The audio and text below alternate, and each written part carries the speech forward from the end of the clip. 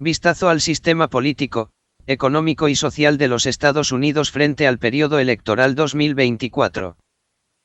La selección del presidente y del vicepresidente de los Estados Unidos se asemeja más a una democracia parlamentaria, y en el peor de los casos, a un control pluto-oligárquico, más que a una elección directa por sus ciudadanos. Vayamos a la selección de candidatos a la presidencia de los partidos mayoritarios, básicamente dos, el republicano y el demócrata. Separadamente y en diferentes fechas del año electoral, en cada estado federal, se celebran las llamadas elecciones primarias. Teóricamente, los miembros, inscritos, de un partido, son convocados a escoger a uno de los precandidatos que calificaron con la correspondiente recolección de firmas, previo a la elección primaria. Es de notarse que en algunos estados permiten aún hasta los no inscritos del partido en cuestión, y aún más a personas inscritas en el otro partido, a participar en dichos comicios. Es lo que se da en llamar, elecciones primarias abiertas. Esta supuesta aperturidad, se presta a que los no inscritos y aún los inscritos del otro partido, influyan maliciosamente en la elección del candidato del partido opositor, en aras de que el partido afectado escoja a un candidato débil, y así debilitar sus oportunidades de triunfo en sus elecciones primarias. Tal es el caso de los estados Alaska, Washington, California y parcialmente Texas. En el año 2000, la Suprema Corte de Justicia de entonces, había declarado como inconstitucional, al tal sistema de elecciones primarias abiertas. Sin embargo, con una recomposición de la Suprema Corte, con mayoría conservadora, lo que equivale a republicana, en 2008 el máximo organismo judicial restauró la validez constitucional de las llamadas elecciones primarias abiertas. Así que ni las elecciones primarias de ciertos estados no son una exclusividad de los miembros de un partido determinado, sino que se les permite aún a los no miembros, no importa que estén inscritos en el otro partido, a influenciar en la decisión final de una elección primaria, que en otros países es de incumbencia exclusiva a los miembros de los electores inscritos de ese determinado partido. Usted se preguntará, ¿por qué lo hacen? Malicia, malicia. De esta forma el partido que controla la legislatura estatal introduce este caballo de Troya y así sabotear las primarias del partido opuesto, de acuerdo a la situación en que se encuentre en determinadas elecciones primarias. Pero, concentrémonos a la selección de cada candidato presidencial correspondiente a cada partido mayoritario, los partidos demócrata y el republicano. En el Partido Republicano, los delegados a la convención nominativa están obligados a votar por el candidato por el que fueron escogidos en la elección primaria de su estado. No así en el Partido Demócrata. En ese partido los delegados a la Convención Nacional están libres de guardar lealtad al candidato por el que fueron escogidos en las primarias. Eso agrega dramatismo a la Convención Nacional de ese partido, o, si usted quiere, abre una puerta a la manipulación con ofertas de puestos en la futura administración si el partido ganara las elecciones. Una vez celebradas todas las elecciones primarias de los 50 estados, el candidato de cierto partido que en general lograra más delegados a nivel nacional, será declarado, en la convención nacional de ese partido, como abanderado de ese partido para competir teóricamente en las elecciones generales presidenciales, a celebrarse, cada 4 años, en noviembre. Indicamos como teórico candidato a las elecciones presidenciales generales de noviembre, por lo que aclararemos a continuación. La elección del presidente y del vicepresidente de Estados Unidos, que se supone ocurra cada 4 años, a principios de noviembre, en realidad no es tal, cosa que inclusive la mayoría de los ciudadanos desconocen al votar en noviembre, no. Y por eso al principio señaláramos como cuasi parlamentaria al proceso de selección del presidente de los Estados Unidos.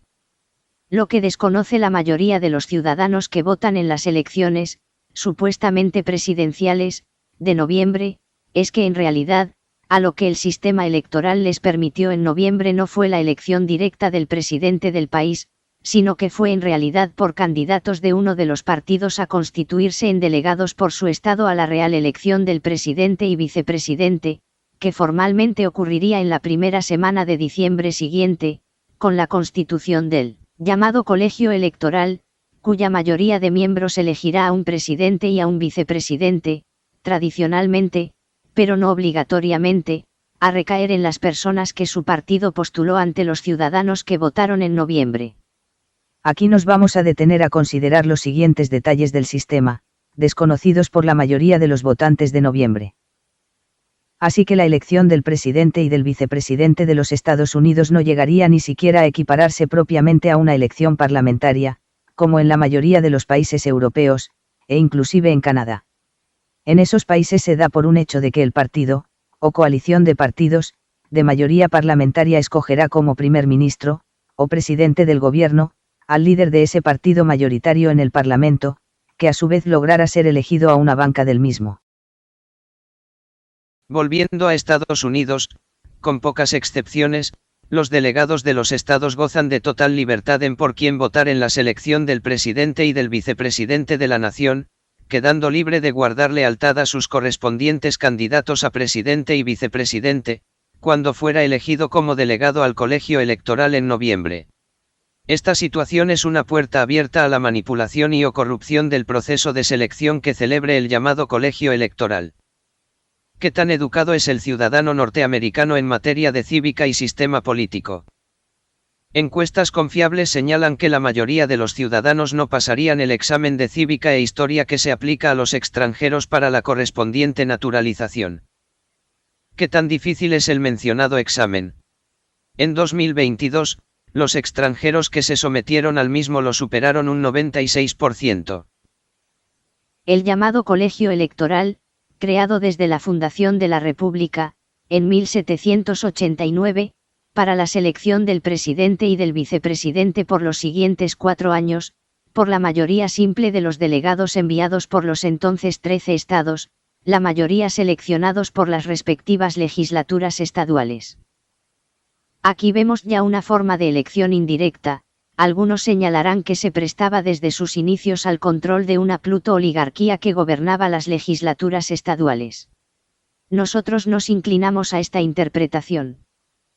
Recordemos que no fue hasta 1920 en que se le dio a la mujer el derecho a votar, y ni se diga las trabas que se le colocaban a los pobres, como era saber leer y escribir, pagar un impuesto al gobierno local, llamado en inglés poll tax. Al tiempo de que los individuos de ascendencia africana, también llamados afroamericanos, se les impedía votar, primero por ser esclavos hasta 1865, y después por leyes especiales para que los nuevos libertos no pudieran votar. Dichas leyes fueron con el tiempo llamadas Jim Crow Laws.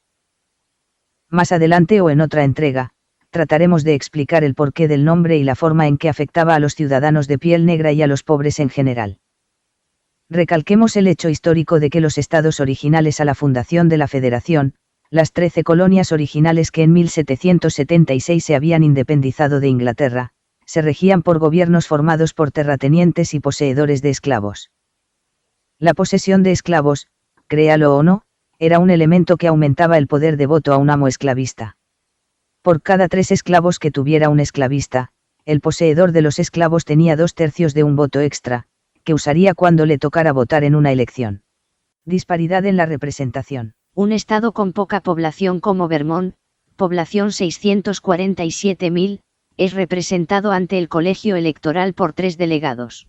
Es decir, un delegado representaría a 216.000 personas, mientras que en otro como California, con unos 39 millones de personas, puede enviar solo 54 delegados, es decir, cada delegado representaría a unas 722.000 personas. En otras palabras, el peso de delegación del estado de Vermont es al triple comparado con el de California. En el caso de estados muy poblados y de gran control por el Partido Republicano, tales como Texas y Florida, en los que no hay asignación de delegados al colegio electoral en proporción a los votos logrados por un determinado candidato, los votantes no pertenecientes a la mayoría, son privados de representación ante el colegio electoral, sin importar que el partido ganador haya logrado el triunfo con apenas la mitad más 1, de los votos. Más adelante abundaremos en las consecuencias del sistema en que el ganador se lleva toda la representación de ese estado, aunque haya ganado con apenas la mitad más 1 de los votos, consecuentemente dejando sin representación al resto de la población, aunque ésta sea constituida por la mitad menos 1 de los votos. Hemos de señalar que hay estados, Florida, por ejemplo, en que una persona pierde el derecho al voto de por vida, con la convicción de ciertos crímenes, si no restituye todas las costas del proceso en que se le condenara.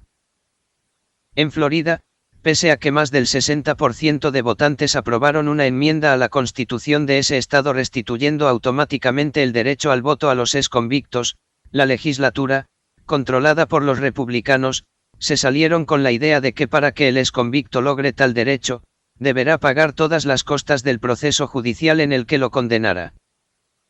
Usted se preguntará, ¿cuántas personas en esa situación pagarán tales cantidades de dinero con el solo propósito de recobrar el derecho al voto? Hay quienes piensan que los republicanos que controlan la legislatura tratan de excluir en lo posible del acceso al voto a los pobres, mayoritariamente afrodescendientes e hispanos, que tradicional y mayoritariamente votan en su contra. De esta manera, logran perpetuar su control en la legislatura estatal y las elecciones federales en ese estado. Como consecuencia, más de 5 millones de ciudadanos americanos en 2020 fueron privados del derecho al voto, tan solo por sus antecedentes judiciales, pese a haber cumplido con las penas impuestas. Aquí podemos ver que el sistema político norteamericano en la práctica no cree en segundas oportunidades. Claro, esto sin contar a los que para el día de las elecciones estaban guardando prisión preventiva, en espera de decisión condenatoria o absolutoria. En Florida, al 10,5%, equivalente a más de 1,5 millones, de los ciudadanos mayores de edad se les priva el derecho al voto. Para este sector de la población, la 14ª enmienda a la Constitución, votada en 1868, supuestamente para garantizar el voto universal, no tiene significado. Usted puede ver que aún hoy día, algo que solía conocerse como leyes Jim Crow, todavía de hecho se practican. Les recordamos que luego de la aprobación de la famosa 14ª enmienda a la Constitución Federal, aprobada con el supuesto propósito de conceder el voto a los exesclavos libertos, esto de hecho no tuvo gran efecto práctico, pues en la mayoría de los estados sus legislaturas fueron creando leyes para contrarrestar el efecto de tal enmienda a la Constitución Federal. Así surgieron las llamadas leyes Jim Crow, en las que se establecían onerosos impuestos para ejercer el derecho al voto, ser alfabetizado, no haber sido en el pasado condenado a ciertos crímenes, aunque hubiera pagado su condena, y otras condiciones excluyentes, dirigidas mayormente a los pobres y las minorías. Hoy día, pese a que los historiadores consideran como cosa del pasado a las leyes exclusionarias conocidas como Jim Crow, todavía a más del 10% de la población de ciertos estados, como la Florida, se les continúa aplicando, solo que con diferentes nombres. ¿Y qué efecto pudieron tener tales leyes exclusionarias en, por ejemplo, la Florida? Juzgue usted, el actual gobernador de la Florida, republicano, ganó la elección en 2018 con 400.000 votos, de diferencia contra su oponente demócrata. Los privados del derecho al voto, le recordamos, superan el 1,5 millones de los adultos. Al actual gobernador se le conoce, junto a sus pares republicanos en la legislatura, como un abanderado en la exclusión del derecho al voto para aquel 1,5 millones de personas a los que de por vida se les niega el derecho al voto debido a un pasado judicial. Este mismo gobernador, en 2022 logró reelegirse. Para ello, desde la gobernatura, por cierto, recaudó, entre comillas, la friolera cantidad de 161 millones de dólares, procedentes mayormente, usted lo adivinó, de intereses particulares, o sea, de los ricos. Ve usted aquí rasgos de una plutocracia oligárquica a nivel estatal. El gobernador de Marras, en un gesto de pseudo-disciplina fiscal, recientemente se negó a recibir la astronómica cantidad de 250 millones de dólares que el gobierno federal, al igual que lo hecho con otros estados, con el propósito de la ampliación de la cobertura médica a los más necesitados del estado. Efecto a nivel nacional de la denegación del voto en la Florida, por ejemplo. Florida provee 30 votos al colegio electoral. En este estado no hay voz para la minoría, aunque ésta esté compuesta por la mitad menos uno de los votos emitidos. Estamos hablando de hasta la mitad del electorado. El partido que gane la mitad más uno de los votos logrará ganar los 30 votos electorales. Ya vemos cómo millones de votantes, pertenecientes a la minoría de la mitad menos uno, quedan sin ningún peso en la selección de los llamados delegados al colegio electoral, que al final decidirá quiénes serán escogidos como presidente y vicepresidente de la nación.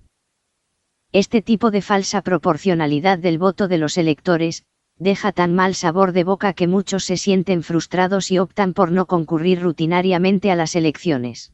Vemos aquí otra de las calamidades del funcionamiento del colegio electoral, de privación de hasta la mitad de la población de un Estado a influir en la composición del colegio electoral, que a su vez la Constitución le asigna la autoridad incuestionable a seleccionar al presidente y al vicepresidente de la nación, sin que la mayoría de sus miembros literalmente estuviera comprometida a votar por el candidato que resultara ganador, en las elecciones nacionales de noviembre, elecciones que inapropiadamente se llaman elecciones presidenciales, ya que en esa consulta no se eligen al presidente y al vicepresidente, sino a los delegados de un candidato en procura de que influya, sin lealtad obligatoria, en su elección cuando el colegio electoral se reúna a principios del siguiente mes de diciembre. Ha de notarse que la mayoría de los estados pequeños en población, con una desproporcionada representación al colegio electoral, están poblados mayoritariamente por anglosajones blancos de mejores ingresos económicos, en oposición a los estados grandes, con un gran peso de población de ascendencia afroamericana, hispana y asiática. Usando el ejemplo de Vermont, ese estado cuenta con un 98% de sus habitantes de anglosajones blancos.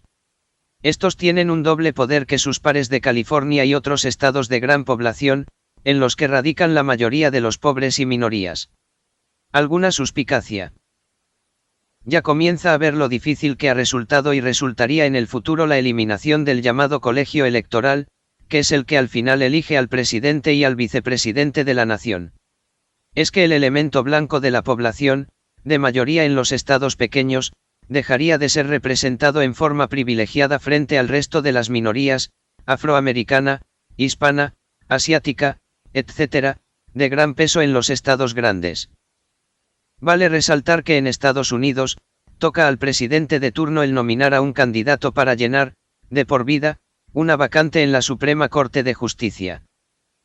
También le señalaremos que fue la presente composición de mayoría republicana de la Suprema Corte de Justicia la que determinara prohibir controles en los aportes económicos a las campañas electorales y el conferimiento de un derecho constitucional a todos los ciudadanos a poseer armas de fuego.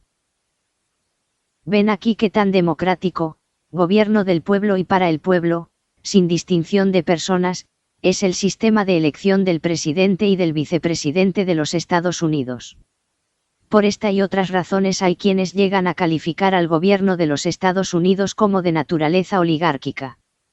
Cuando tratemos sobre el financiamiento a los candidatos por los ricos, se podrá ver mejor este aspecto de la naturaleza del sistema de elección, más bien, selección, de gobierno de Estados Unidos.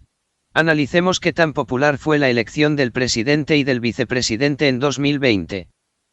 En los años 2000 y 2016, los candidatos más votados, perdieron las elecciones, debido a lo arbitrario en el sistema en la acreditación de los delegados al colegio electoral. Eso así, debido a la ausencia de proporcionalidad por estado, en que en la mayoría se le adjudican todos los delegados al colegio electoral al candidato que logre la mitad más uno de los votos en la población electoral. Y que de los millones de votantes del partido perdedor. El efecto de sus votos quedará en el olvido. Hacemos resaltar el hecho que comenzando con las elecciones de 1992, es decir, por los pasados 32 años, el partido que más despoja a las minorías y pobres del voto, no ha ganado el favor de la mayoría de los norteamericanos, llamado el voto popular, excepto en 2004 en que el entonces presidente, después de haber logrado la presidencia en el año 2000 sin que contara con la mayoría del voto de los electores nacionales, lograra la reelección, esta vez logrando el voto popular. Sin embargo, 2 de los 3 periodos que ha gobernado en ese lapso de tiempo, 2000 a 2004 y 2016 a 2020, sin contar con la mayoría del elector norteamericano, a través del control que impuso en la Suprema Corte de Justicia, ha logrado lo que algunos llaman, subvertir el sistema, en particular con la declaratoria de inconstitucionalidad a las regulaciones que limitaban los aportes económicos a las campañas electorales y a la posesión y porte de armas de fuego, estas últimas, sin que importe su calibre, como son la AR-15 y la AK-47. Con este tipo de armas se han cometido virtuales matanzas en las últimas 4 décadas, de preferencia a escolares y universitarios. No es de extrañar que los medios informativos, particularmente la televisión, poseídos por los hiperricos, dieran como triunfos abrumadores en 2000 y 2016, a los respectivos candidatos del Partido Republicano, ya que contaron con una mayoría de delegados al colegio electoral, pese a que habían logrado, respectivamente, menos votos de los ciudadanos a nivel nacional. Vemos aquí el privilegio de los estados pequeños, mayormente blanco y de clase media, frente a la mayoría de los estados grandes, poblados con concentración de minorías afrodescendientes, hispanos, asiáticos, etc. y en control del Partido Republicano. Veamos el caso de Florida. En 2020, el Partido Republicano logró ganar con unos 5,5 millones, o un 51%. Frente al Partido Demócrata 5,3 millones. Así que prácticamente para la mitad de su población, sus votos a las presidenciales en noviembre no tuvieron efecto alguno. Vale recordar que a más de 10 millones de los norteamericanos mayores de edad se les niega el derecho al voto de por vida por viejos antecedentes penales, cosa única en los Estados Unidos. Y ni hablemos de los cientos de miles de personas encarceladas que esperan un veredicto, al día de las elecciones. Países a los que el norteamericano común llama del tercer mundo, o repúblicas bananeras proveen oportunidad de votar a todos los privados de libertad que esperan encarcelados de una decisión final de sus casos. No en los Estados Unidos. Ha de notarse, también, que para que un ciudadano carente de una identificación oficial electoral, con su domicilio actualizado, este documento le suele costar entre 30 y 40 dólares. ¿Cree usted que una persona económicamente humilde escogería pagar tales cantidades en aras de actualizar su domicilio en su identificación oficial, y así poder votar? Aun en los países del llamado tercer mundo, la identificación con propósito electoral, es provista gratuitamente al ciudadano común en las vísperas de las elecciones. No en nuestro país, los Estados Unidos. Ha de notarse que la Constitución votada en 1789, establecía que las elecciones de noviembre, para la escogencia de los delegados al colegio electoral, se celebrara un día martes, primer martes de noviembre, sin que se dispusiera como feriado ese día, con lo que se facilitara la concurrencia a las votaciones. A la Constitución se le han hecho 27 enmiendas, sin que ninguna incluyera un feriado para el día de las elecciones generales de noviembre. Algo inaudito en la casi la totalidad de los países en que se celebran elecciones generales, al menos. Recordemos que el porcentaje de participación electoral en nuestro país oscila entre el 66% y el 70%, muy por debajo de las llamadas democracias modernas, Europa por ejemplo. Es decir, que de los inscritos para votar, apenas 2/3 partes acuden a hacerlo, sin contar el 10% de las personas mayores de edad descalificadas para inscribirse de por vida debido a un pasado con la justicia. Recalquemos que el sistema de elección por delegados al colegio electoral beneficia mayormente a los estados más pequeños, generalmente de mayoría blanca republicana. De ahí la resistencia a que se modifique el sistema con miras a mejorar la proporcionalidad de los estados a enviar delegados al colegio electoral. Para que se celebre una asamblea constituyente, y solo para bregar con una específica enmienda, la propia Constitución establece que las 2/3 partes de las respectivas cámaras del Congreso, o las 2/3 partes de las legislaturas estatales, lo apruebe. En cuanto a la posibilidad de que las 2/3 partes de las legislaturas estatales iniciaran una propuesta a convocar una asamblea constituyente federal, veríamos la poca disposición a hacerlo de parte de las legislaturas de los estados pequeños, actualmente sobrerepresentados en el colegio electoral. No olvidemos que cada estado cuenta con una legislatura, no importa lo pequeño en población que pudieran ser los estados, así que al momento de contar las legislaturas aprobatorias a una posible enmienda, el estado Vermont, con apenas un poco más de 500,000 de pobladores, contará con un voto, mientras que California, con 39 millones de habitantes, solo contaría con uno también. Vemos aquí que la propia Constitución original estableciera la dependencia de los estados grandes a la voluntad de los estados pequeños.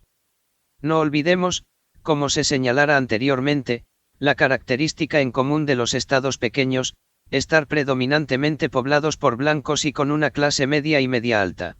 Vimos que la mera introducción de una enmienda debe contar con 2/3 partes de las dos cámaras del Congreso o las 2/3 partes del número total de legislaturas estatales. Pero si esto le parece difícil, espere oír lo siguiente: una enmienda aprobada por la Constituyente, para entrar en efecto, deberá pasar una prueba mayor, la ratificación de las, óigalo bien, 3/4 partes de las legislaturas estatales. La propia Constitución original de Estados Unidos, votada hace 2 siglos y medio, crea la casi imposibilidad de que una mayoría nacional la modifique sustancialmente, como sería la forma de escoger, ya elegir, al presidente y al vicepresidente de la nación, una de las características aceptadas universalmente para considerar que un gobierno sea elegido democráticamente. Aquí vemos la razón por la que muchos consideran al gobierno de los Estados Unidos, lejos de ser elegido democráticamente, es controlado por una plutocracia oligárquica. No dejemos de considerar el control de los medios de comunicación social que, lejos en promover el bienestar del país a través del ejercicio de una democracia, se convierten en medios propagandísticos, mediante la contratación de propaganda política pagada por los grandes intereses económicos de los ricos. Estas campañas publicitarias se basan más en difamar al contrario que en presentar sus propuestas a los electores. ¿Y quiénes son los dueños de estos medios? No le costó un esfuerzo adivinar: los ricos. Otro aspecto a destacar es el financiamiento casi exclusivamente por los hiperricos y bajísima participación de voluntarios en las campañas electorales, estos últimos que no ven gran efecto de sus contribuciones financieras y o activismo voluntario, ante las avasalladoras cantidades aportadas, en efecto, invertidas, por miembros de la clase hiperrica y empresariado. En las pasadas elecciones generales, es decir, presidenciales, los candidatos de los dos partidos mayoritarios, de hecho, con posibilidades reales de triunfo, gastaron en promedio la escandalosa cantidad de más de 14.000 millones de dólares, recursos aportados mayormente por intereses especiales, hiperricos y corporaciones. Esta cifra duplicó lo gastado en las elecciones generales anteriores, que de por sí habían establecido un récord. Es de destacarse el hecho de que uno de los candidatos presidenciales en las elecciones generales de 2024, anunciaba, sin ningún escrúpulo, que iba a escoger como compañero de fórmula para la vicepresidencia, al aspirante a acompañar lo que más dinero lograra en aportaciones financieras, por supuesto, en su mayoría procedentes de intereses especiales e hiperricos. También no menos escandaloso fue el hecho por parte de ese mismo candidato de ofrecer liberar las restricciones vigentes a la explotación petrolera si los intereses petroleros en conjunto le aportaran $1.000 millones a su campaña electoral presidencial. Como otro dato, uno de los hiperricos, que no mencionaremos, se ufanó de estar aportando individualmente al candidato de su preferencia, la cantidad de $45 millones cada mes, comenzando en mayo y terminando en noviembre de este año de elecciones generales presidenciales. Este benefactor posee mayoritariamente una de las compañías productoras de autos eléctricos, de una empresa aeroespacial, y de una de las principales redes sociales, la que opera esta última con grandes pérdidas económicas. Se destaca que su compañía aeroespacial recibe grandes contratos billonarios del gobierno federal, dineros públicos que solían ser asignados a la empresa aeroespacial del gobierno conocida como la NASA. Otro de los aparentes intereses de este magnate en la elección presidencial es su deseo a que se le coloquen altos impuestos, hasta de un 100%, a la importación de vehículos eléctricos producidos en el extranjero, particularmente procedentes de China, impuestos que terminarían pagando los consumidores locales. En Estados Unidos, la participación de los ciudadanos en las elecciones generales y congresuales es relativamente baja, si lo comparamos con otros países, apenas entre el 66 y 70%. En cuanto al hábito de acudir a las elecciones por las mismas personas, solo el 37% de los posibles electores votaron en todas las últimas 3 elecciones, 2 congresales y una presidencial. Declaratoria de inconstitucionalidad a las leyes que limitaban los recursos aportados por intereses particulares. En 2010, la Suprema Corte de Justicia, de control por los miembros nominados por los conservadores republicanos, a fin de quitar la limitación de las aportaciones a las elecciones a todos los niveles, reinantes por siglos hasta ese momento, emitió una muy novedosa decisión, declarar que en apego a la primera enmienda a la Constitución, que garantiza la libertad de expresión, las regulaciones que limitaban a los ciudadanos y corporaciones las cantidades que podían aportar a uno o más candidatos a una elección política, quedaban declaradas como inconstitucionales. La segunda enmienda de la Constitución y el supuesto derecho a poseer y portar armas de fuego. En los Estados Unidos el número de armas de fuego en manos de civiles es mayor que el de los ciudadanos, aunque vale la pena recalcar que la inmensa mayoría de las mismas están en manos de la población republicana blanca. Debido a una novedosa interpretación de la llamada segunda enmienda a la Constitución, hecha por la actual Suprema Corte de Justicia, cuyos 6 de los 9 miembros fueron nominados por presidentes republicanos, todos los ciudadanos tienen el derecho constitucional a poseer o portar armas de fuego, sin importar el calibre de estas. En los Estados Unidos el número... Hagamos un recuento histórico de la llamada segunda enmienda. Para el momento en que las 13 colonias originales, ya constituidas en estados independientes, cada una poseía, como era lógico, cuerpos armados regulares. Pues bien, a fin de que ciertos estados se adhirieran a la federación, se les prometió la inclusión en la Constitución de una enmienda que les garantizara la continuidad en el funcionamiento de esos cuerpos armados de que disponían, al momento de su integración a la federación.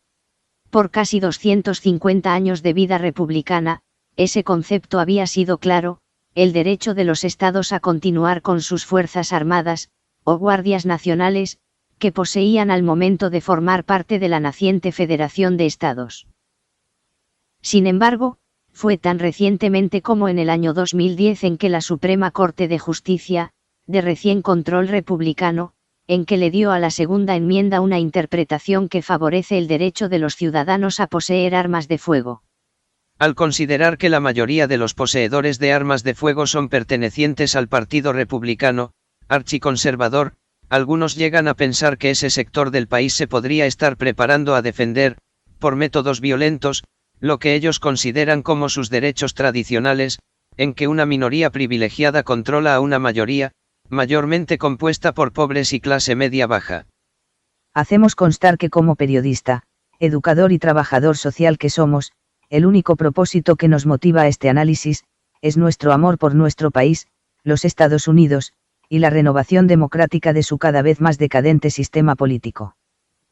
Esta aclaración se basa en que hay una corriente de pensamiento, de la extrema derecha, claro, en que se califica de antipatriótico y de dudosa lealtad a nuestro país y a sus instituciones políticas, instituciones que, como mostráramos anteriormente, necesitan renovaciones sustanciales propias de un sistema democrático auténtico, contra todo aquel que ose resaltar las deficiencias y, hasta injusticias, del presente estado político.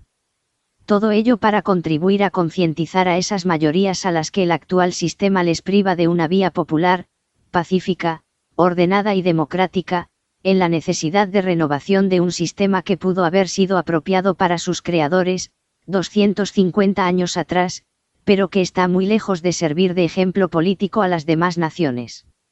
Basta ya de hipocresías baratas al endiosar el pensamiento de los padres fundadores, en los que predominaba el deseo de una minoría pluto-oligárquica a controlar un gobierno que pisoteaba los derechos humanos y democráticos de la población de entonces, de manera particular sobre seres humanos esclavizados y miembros del resto de la población llana.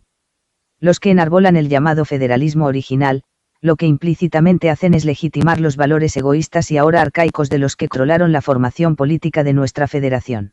Nos preguntamos, ¿cómo podríamos catalogarnos de tener una sociedad con un modelo político digno de emular por otras naciones, cuando resistimos a permitir que nuestros pueblos se aboquen a la formación de una asamblea constituyente, votada directamente por todos los ciudadanos, en que verdaderamente rija el efectivo derecho a un voto y no más de un voto por persona, y sin exclusiones de ciudadanos por medios técnicos?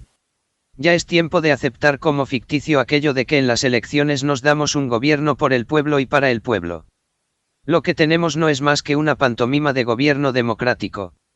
A aquellos que de hecho controlan la elección y funcionamiento de nuestros gobiernos, basado en estructuras políticas tradicionales y arcaicas y que al igual que en los comienzos de nuestra república, no obedecen a los intereses de las mayorías, les exhortamos, por amor a la paz y el progreso de nuestros pueblos, a que cedan por vías pacíficas y democráticas, la renovación del sistema político actual, so pena de exponernos a situaciones de convulsión social.